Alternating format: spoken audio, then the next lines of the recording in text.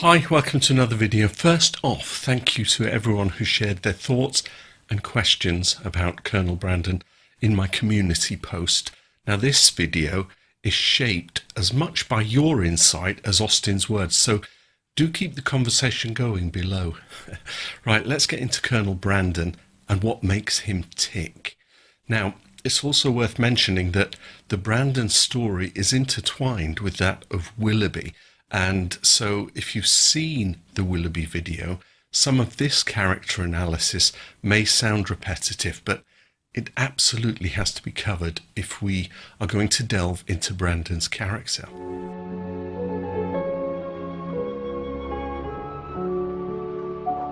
Brandon is not the man who enters the room with a flourish. He doesn't ride in on horseback, dripping with charm and declarations.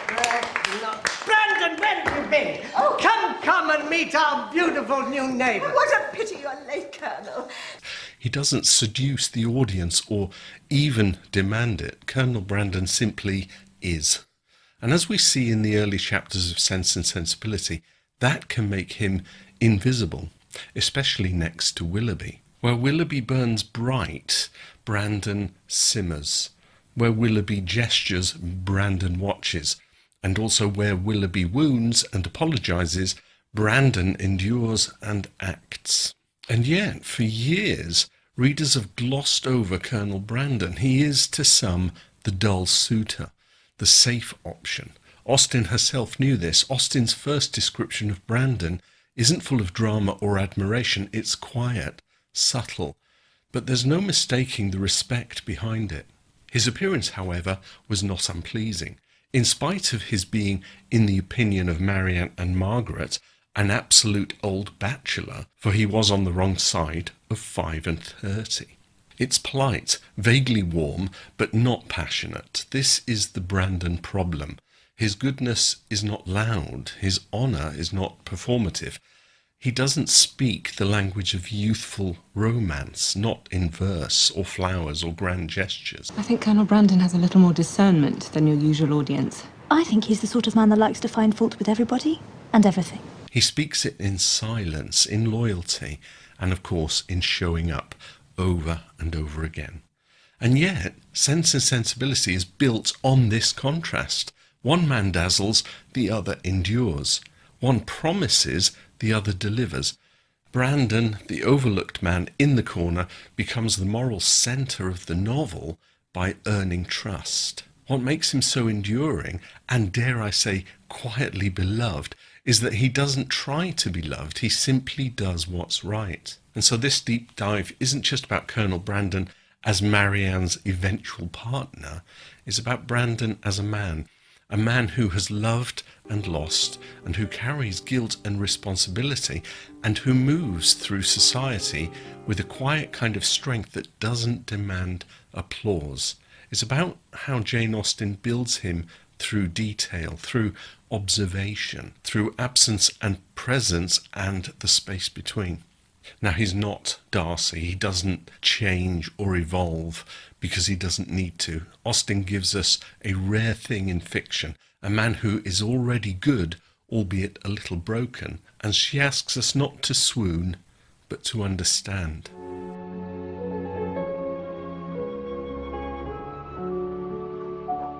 If Willoughby is a man ruled by impulse, then Colonel Brandon is a man formed by structure. And that structure, social, emotional, military, does not produce a loud man. It produces a careful one, a cautious one, a man who knows exactly what the world is capable of taking from you and what it expects in return. Brandon is introduced to us not as a dashing, romantic or passionate suitor, but as a soldier. He's not the man at the centre of the dance floor, he's the man standing just outside of it, watching everything, missing nothing. Colonel Brandon. Yes, indeed. A military hero. So we learn early on that he served in the East Indies, a detail Austen leaves mostly unexplored in terms of experience, but heavy in implication.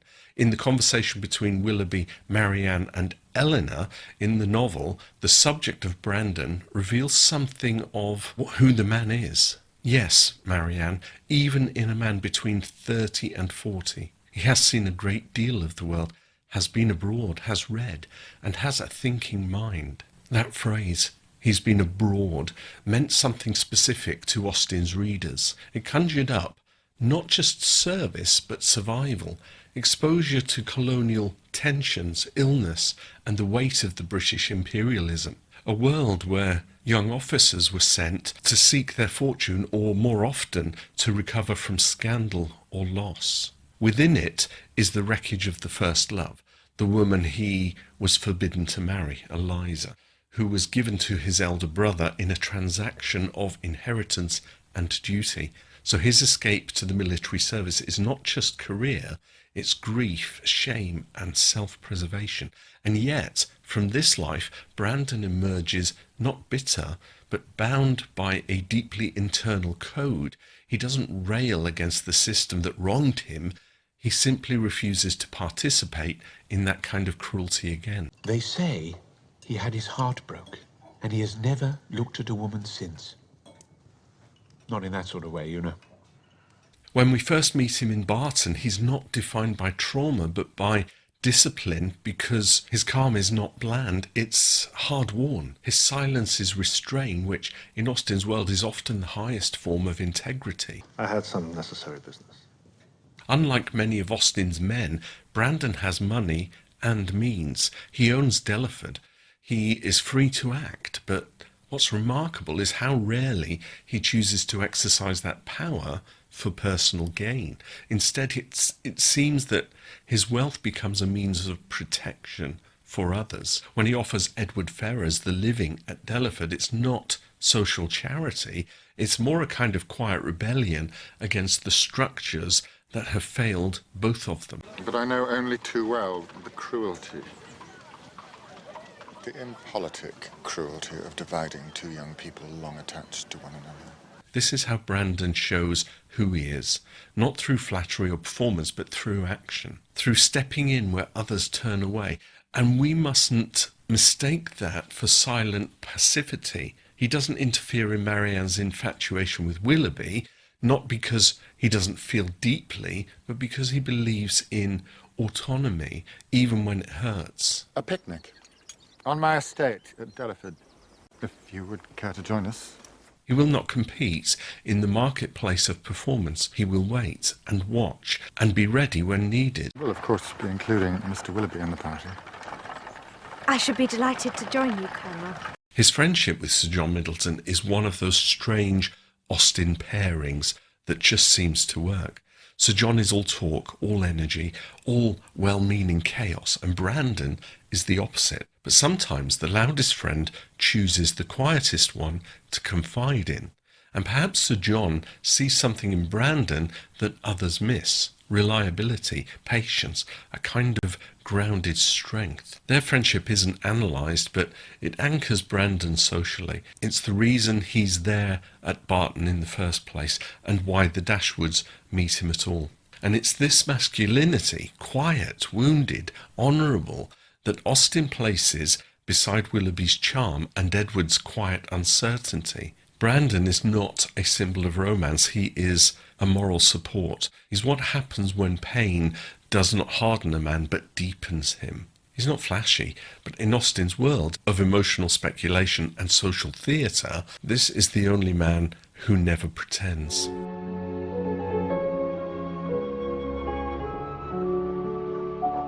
There seems to be a shadow that follows Colonel Brandon into every room that he enters. Not one that marks him as dangerous, but one that makes him seem distant, set apart, held back. And that shadow has a name, Eliza. Not the woman he loved and lost in youth, but her daughter, left in his care by a dying request. So not a replacement, not a second chance, just a quiet duty he never once abandoned. In Sense and Sensibility, Austen never lingers long on the fate of Eliza Williams. The facts arrive by a courier in the form of a letter, and Brandon rides off in haste, leaving the party at Barton a little bewildered. My horse, quickly! Fast away to London! No, impossible. Imperative! Upon my soul, this is all very unusual. But shortly after, in one of the novel's most emotionally raw disclosures, Brandon reveals that Eliza, his ward, has been seduced and abandoned by Willoughby, and she is now pregnant, alone, and disgraced, just as her mother was before her. She had been abandoned by her seducer, and she has now borne his child. Brandon was unable to save her mother, Eliza, and he wasn't going to make the same mistake twice. This is where Brandon becomes something more than a quiet gentleman or a wounded romantic. He becomes a man motivated by accountability. His guardianship of Eliza Williams isn't just paternal, it's penance. He's taken responsibility for her because no one else would, because the system that broke her mother is still intact, and Willoughby, the walking emblem of that system's impunity, has perpetrated the act. Perhaps you have guessed the connection. Willoughby. What's devastating here is not just what happens to Eliza, but what Brandon must do in response. He confronts Willoughby. There's a duel off stage, of course, but Austen makes it clear that it happens. And the reason for it is not Marianne, not honour in the romantic sense, is Eliza, the girl with no power, no protection, and no one else willing to stand in her defence. Brandon later told Eleanor he had confronted Willoughby. There's no sense of denial from him, only embarrassment and a string of excuses Brandon refuses to accept. I could meet him no other way. Eliza had confessed to me, though most reluctantly, the name of her lover. And when he returned to town, which was within a fortnight after myself, we met by appointment. He to defend, I to punish his conduct. We returned unwounded, and the meeting, therefore, never got abroad.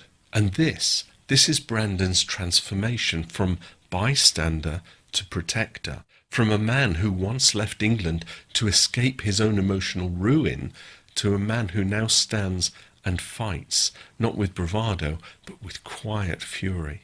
Austen never gives us Eliza's voice. She exists in fragments, mentioned, alluded to, passed through letters and conversations. Now, I've always appreciated the 2008 adaptation for allowing us to actually see Eliza Williams. She frames Brandon's story, and although Austen didn't give us anything visual, Andrew Davies's screenplay does. And for me, I think it's fitting. From her seduction, albeit dramatised for television, to her meeting with Brandon after the birth of her child, we're finally able to witness the human cost that surrounds his quiet dignity. But in the novel, Eliza's absence is what speaks loudest. In that silence we see Brandon most clearly, a man who carries the consequences of others' actions, not because he must, but because he refuses to look away. And there's no self-pity here, no performance of virtue. He doesn't tell Marianne. He doesn't use the scandal to win favour. He tells Eleanor privately, not to persuade her of his worth, but because the truth deserves to be spoken. That silence, that discretion, is what defines Brandon. No shouting, no pleading. He simply does what is necessary. Brandon's form of love is protection. His form of affection is action. And Eliza Williams? Though we never meet her on the page, she shapes him more than anyone else. Not just through guilt or grief, but through the quiet obligation he never puts down.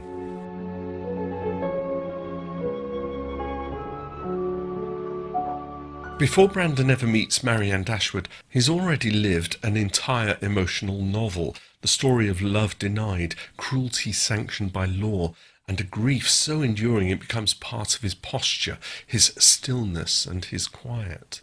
That story belongs to Eliza, the first Eliza. We learn about her not through gossip or public scandal, but through Brandon himself, in one of the most quietly devastating revelations in the book. He tells Eleanor, "Our ages were nearly the same, and from our earliest years we were playfellows and friends. I cannot remember the time when I did not love Eliza." Brandon and Eliza were raised almost as siblings, but what began in childhood deepened into love, and when Brandon came of age, he asked to marry her but his father refused. She was instead forced to marry Brandon's elder brother, the heir to the estate. And the novel goes on to say, at 17, she was lost to me forever. She was married against her inclination to my brother. Her fortune was large, and our family estate much encumbered. And this, I fear, is all that can be said for the conduct of one who was at once her uncle and guardian. Eliza, as a ward of Brandon's family, was a possession, not a person. Her father, obsessed with property and legacy, forced her to marry Brandon's elder brother, who stood to inherit the estate. Eliza's own wishes? Irrelevant. Her affections? Dismissed. Brandon protested, and when he couldn't stop it, he left. The East Indies, a phrase Austen's readers understood as shorthand for hardship, heat, illness, and, in many cases, escape. Colonel Brandon. Yes, indeed. A military hero. Served in the East Indies. Eliza's marriage was predictably miserable. Her husband was cruel. The union dissolved in disgrace, and she was cast off, disowned and discarded, until eventually she was found by Brandon in a debtor's prison. No doubt, Mrs. Jennings has apprised you of certain events in my past. The sad outcome of my connection with a young woman named Eliza. We know the story. She died not long after, and in the quiet tragedy of it, Austen gives us no scene, no last words, just a wait, a silence. What does Brandon carry from all of this? Certainly grief, but not the kind that fuels revenge or bitterness. It's more insidious, the grief of helplessness, of having seen injustice unfold in slow motion and being unable to stop it. I had failed Eliza in every other way. I could not refuse her now. And yet Brandon doesn't tell Marianne. He doesn't talk of Eliza to anyone but Eleanor. When he finally speaks of it, he does so plainly without theatrics. Use your own discretion, however, in communicating to her what I have told you. You must know best what will be its effect. But had I not seriously and from my heart believed it might be of service, might lessen her regrets, I would not have suffered myself to trouble you with this account of my family afflictions, with a recital which may seem to have been intended to raise myself at the expense of others. This is the moment that defines Brandon as a moral figure, because Austen doesn't give him closure, she gives him responsibility, and he accepts without performance. To love someone, lose them, and carry the burden of their fall, that is Brandon's history. And whether or not he ever stops loving Eliza is beside the point, because what he shows us is that love doesn't always end in union. Sometimes it ends in obligation. Sometimes it becomes the reason you protect others, even when no one else sees what you're doing. Austen doesn't give us much about Eliza Williams' life before Willoughby. We know Brandon was meant to be her guardian, Eliza's dying wish, and that she was placed in a situation where Willoughby could find her and ruin her. But how she ended up so vulnerable, so easily discarded by society, is left deliberately vague. And maybe that's part of the tragedy. Even with Brandon trying to do the right thing, the system failed her. It's a quiet reminder that good intentions don't always translate into protection, and that women like Eliza Williams were often failed twice, once by society and once by silence.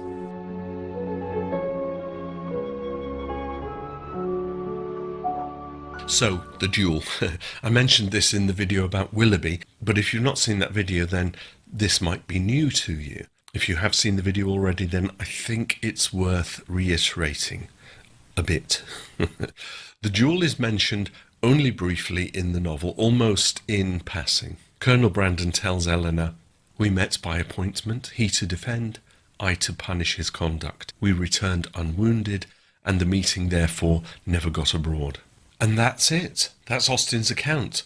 There's no dramatic scene, no stormy sky, no clashing of swords in the rain. Nothing like the 2008 adaptation, which takes the liberty of staging it with full-on fencing, damp shirts and all. And I'll admit, it's a striking moment in the series. You feel Brandon's fury and Willoughby's shame. It gives a certain visual justice to something Austen lets pass in silence. But the fact that Austen doesn't dramatise it is important, though. Because Brandon isn't acting out of a need for spectacle. He doesn't challenge Willoughby to impress Marianne or win back social favour. This isn't about pride. He does it because of Eliza Williams, the daughter of the woman he once loved, who was left pregnant, alone and abandoned again. And this time, Brandon won't stand by. He's doing what someone should have done for Eliza. He's intervening.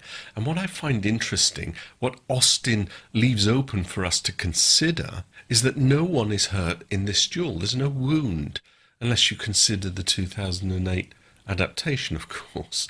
So there's no death, just the fact that it happens and it's over. Now that might feel like a bit of a letdown if you're expecting high drama, but in Austen's time, duels weren't always about killing your opponent. By the early 1800s, the whole thing had become more ritualized.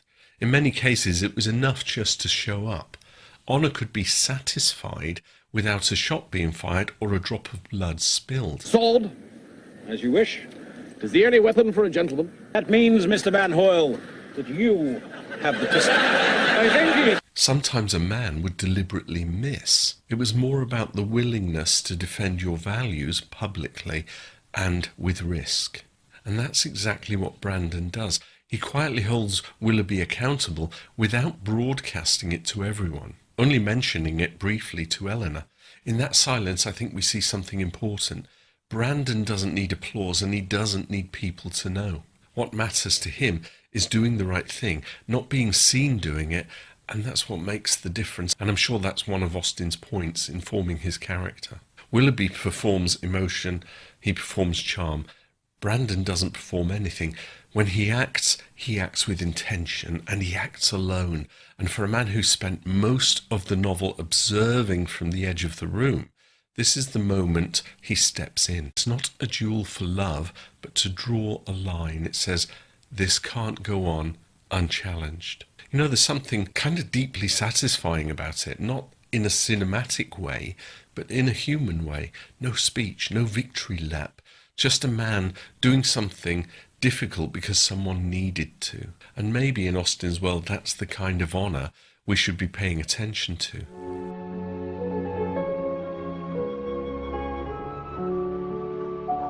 Let's just say it plainly.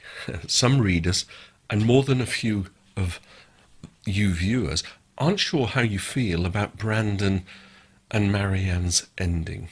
And I get it. It's not exactly the kind of ending you write poems about, right? There's no grand declaration, no last-minute proposal in the rain. It's quiet, thoughtful, a bit grown up. And for a lot of people, it feels like a consolation prize, as if Marianne, having had her heart smashed to pieces by Willoughby, looks around and says, well, I suppose Brandon will do. But is that really what's going on? Let's start with Brandon himself. Does he love Marianne, or does he love who she reminds him of? Because that's the first thing we're told, that Marianne reminds him of Eliza. I once knew a young woman who played with that intensity of feeling. But I think your sister has a surer technique. He even says it aloud to Eleanor, that Marianne's voice and manner are so like hers. That's not subtle, and it's uncomfortable because it sets up the question, is he seeing Marianne clearly or just through a kind of a fog of grief? But there's the thing, he never acts on memory. He doesn't chase Marianne. He doesn't force himself into her recovery or try to steer her emotions. He stays quiet. He stays nearby, never entitled, never manipulative. He lets her come to her own conclusion about Willoughby, about herself, and eventually about him. Brandon.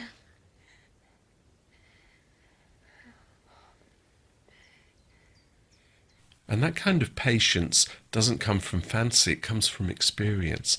Now, let's talk about the age gap, because that's the part that tends to wrinkle brows. Brandon is 35, Marianne is 17, so 18 years between them.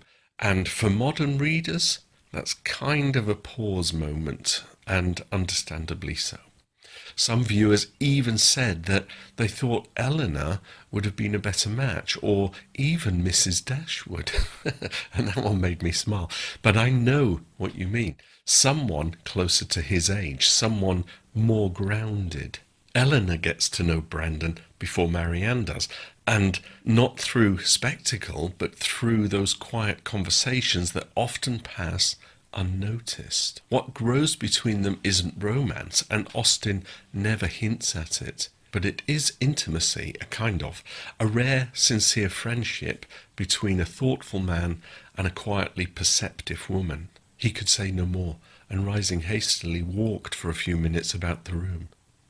Eleanor, affected by his relation, and still more by his distress, could not speak. He saw her concern, and coming to her, took her hand, pressed it, and kissed it with grateful respect. So they trust each other. He tells her what he cannot say to Marianne, and in doing so, Eleanor becomes the reader's guide to Brandon. She sees his depth before Marianne ever does. What can I do? Colonel, you have done so much already. Give me an occupation, Miss Dashwood, or I shall run mad. But Austen didn't pair him with Eleanor. She gave him Marianne. Why? I think it's because the gap is part of what makes the pairing work. Not because age equals wisdom, but because Brandon is someone who's already lived through the very storm Marianne is currently learning to survive. She doesn't need a man who mirrors her passion. She needs one who understands it and doesn't dismiss it. And he never does. He never treats her like a child, never corrects her. He listens and watches, and he waits. And slowly she begins to see him not as a sensible older gentleman in the corner, but as someone who has loved and lost and still chooses kindness over bitterness. And that's no small thing. Now, does Marianne love him? That's the real question. And here's what the novel tells us directly and in Austen's own words. Colonel Brandon was now as happy as all those who best loved him believed he deserved to be. In Marianne, he was consoled for every past affliction. Her regard and her society restored his mind to animation and his spirits to cheerfulness.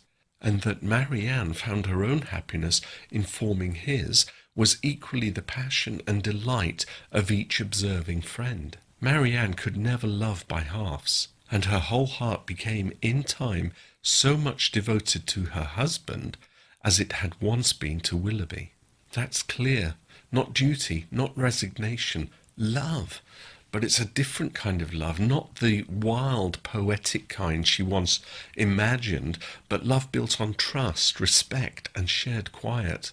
One she probably never pictured for herself, but one that proves to be much more real. It's worth remembering that Brandon never expects it. He doesn't assume Marianne will recover from heartbreak and immediately look in his direction. He just keeps showing up, present, reliable, unchanged. I thought I'd read somewhere that their courtship was over a period of time, say 2 years. As I read in that quote, Marianne could never love by halves, and her whole heart became in time. Does that suggest that their marriage wasn't instantaneous? What Austen doesn't say explicitly is that Brandon waited 2 years, but she does mention that their marriage happens 2 years after the novel's beginning. She found herself at 19 submitting to new attachments, entering on new duties, placing in a new home a wife, the mistress of a family, and the patroness of a village. And so in that line, Austen tells us that Marianne was 19 when she married Brandon, 2 years after the novel's beginning. That's not just time passing, it's Austen showing us that Marianne needed time to grow, to reflect, and to see love not as a thunderbolt, but something steady and earned. Brandon didn't chase her, he waited, not with pressure, but with patience. And I think we'll have to delve into that when we do Marianne's story. But in the end, she chooses him, not because she has no other choice, but because she's changed. She sees him differently, not as a father figure, but as a man who never asked her to be anything than herself. And that's the shift Austen gives us. Marianne, who once believed love had to feel like lightning, learns that sometimes it feels more like sunlight, quiet, constant, and entirely life-giving.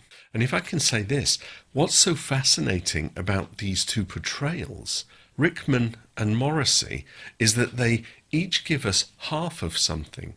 Rickman gives us the grief, the gravity, the softness, the man who has known love and carried its ruin with him with quiet dignity. But Morrissey, he brings in that edge, that sense of control, but also the danger. You feel the military background in him. There's command in his stillness, and you get the sense of it. If pushed, this man could strike like flint. And maybe that's the real brilliance of Austen's Brandon. He contains both. The man who stays silent because he's learned it matters, and the man who will speak or act when no one else dares to.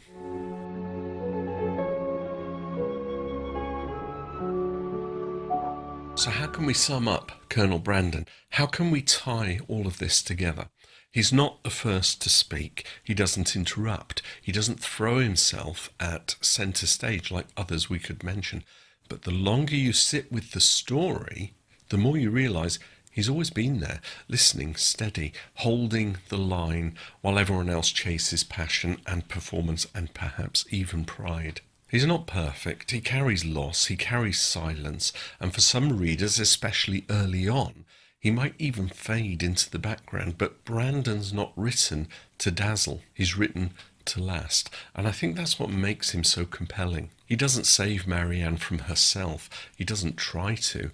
What he offers is space and time, and the sort of love that doesn't demand anything in return. He's a man who learns from heartbreak and quietly chooses not to repeat it.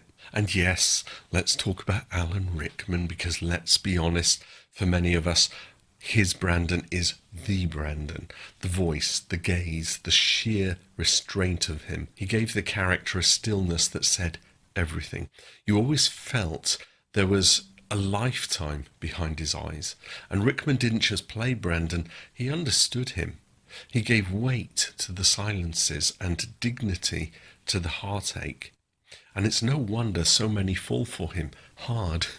My only bugbear, if I'm permitted to say, with Alan Rickman's performance is that he seems to play Alan Rickman in all of his performances, whether it be Professor Snape, Hans Gruber, the Sheriff of Nottingham, or Marvin, the paranoid android. It's always Alan Rickman, so while I admire his performance, I can't separate him from the other roles.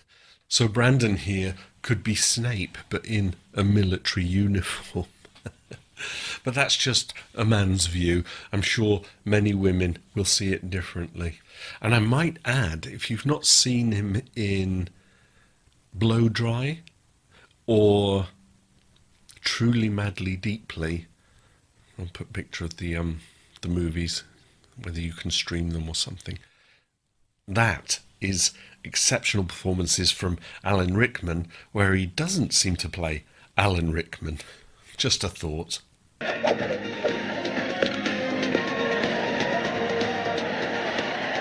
like old times, this. But I will give a nod to David Morrissey in the 2008 adaptation too, because that version gave Brandon more time to move, more emotional weight, more space to show what was happening beneath the surface. Of course, we actually see the duel. We see his reaction to Eliza. We even see him smile now and then. Imagine that. Morrissey plays him with a kind of quiet alertness, like he's constantly bracing for disappointment, but still hoping to be surprised by kindness. And I think that says something about the character too. So maybe that's a good question to leave with you. Who's your Brandon? Is it Rickman with his quiet ache? Is it Morrissey with that simmering storm? Or maybe someone else entirely? Let me know in the comments, because I'd love to hear how you saw him. Or maybe how he surprised you. As for Austen, she never gives him the last word. She never gives him a speech. What she gives him is presence. And in many ways, that's the most honest kind of love story she ever told. Not the one that roars in, but the one that stays. So in conclusion, thank you all again for watching and your continued support with super thanks, coffees, etc. All are appreciated, and more than that, thank you for your engagement with the comments. They're now an essential part of what is becoming of this little community. And I look forward to talking about Edward Ferrars in the next instalment. So until then, bye for now.